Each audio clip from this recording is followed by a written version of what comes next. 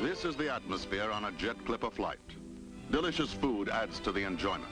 It's prepared in 4 simultaneously operating galleys where dishes can be cooked in 5-minute ovens. A Pan Am commercial from the 1950s, shared online by the Pan Am Museum Foundation. It's from the golden age of travel. Flying, look at it. You put on your Sunday best. You look decent, elegance, style. Far cry from the stress of travel today, especially around about holiday season.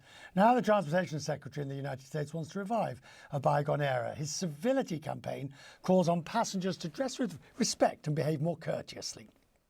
No more pyjamas and slippers, he says. Sarah Kopit is the editor-in-chief at Skift. You know, look, here's the problem, Sarah. Here's the problem. We know what he means.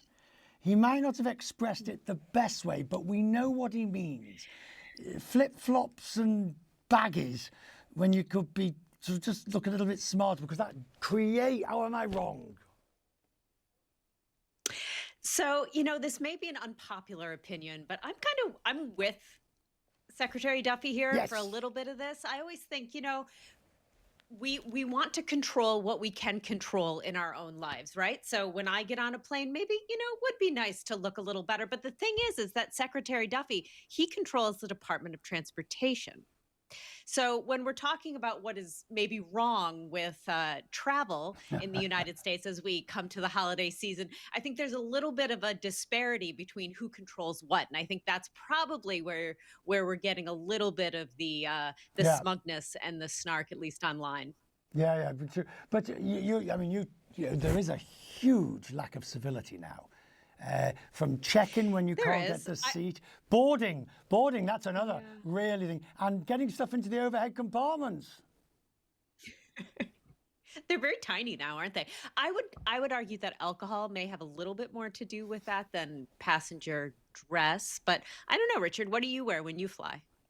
Glad you asked. I've a pair of jeans and the same.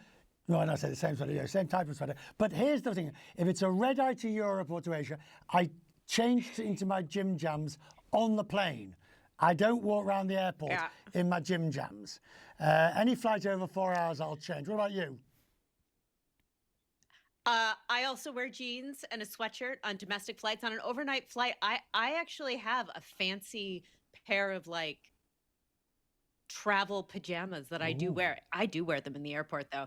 I have never been accused of any sort of, you know, mismanagement. But do you remember the days? Do you remember the days when we used to be told to dress up, and you might get an upgrade? Absolutely. Now, there's no upgrades to be had these days, or space available, because they go to elites or they go to things. So dressing up to get an upgrade doesn't work. No. That will never work. Only money works now. More points. My husband has never forgiven me when he once saw me about to change the channel on the in-flight entertainment with my foot, my bare foot. Oh.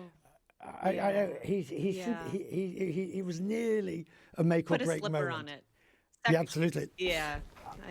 How do you deal with somebody who has reclined their seat and you need them to recline it back up again? Oh, see, it's actually really nice for me most of the time, the benefits of being a short person are not very, very many, but in this case it is. I just kind of grin and bear it. I just deal with it. I never engage. I would never do that. Crying babies in business class. Oh, I had one of those coming home on my last long haul flight. I felt really bad. I remember those days. I remember actually the baby was in economy. And you could hear it, the poor mother. Oh my goodness. No, that enough. Baby cried. No, stop it. Enough with the poor parents. They're the ones that are. I don't know. Where are you traveling? Babies can fly too. Just not next to me. Where are you? Listen, I am the president of BIB, an organization I've started, BIB. Ban babies in business. Right. I think it's got a membership of one Richard. person. I know. Where are you traveling? Are you traveling for Thanksgiving? I am, but we're driving. We'll be stuck in traffic with everybody else going from New York to Connecticut. I cannot tell you. Talk about schoolboy error. I'm flying to London on Thanksgiving night for work. Can you believe it? I didn't realize that. Anyway, lovely to have you. Thank you very much for joining us. Thank you very much. Thank you.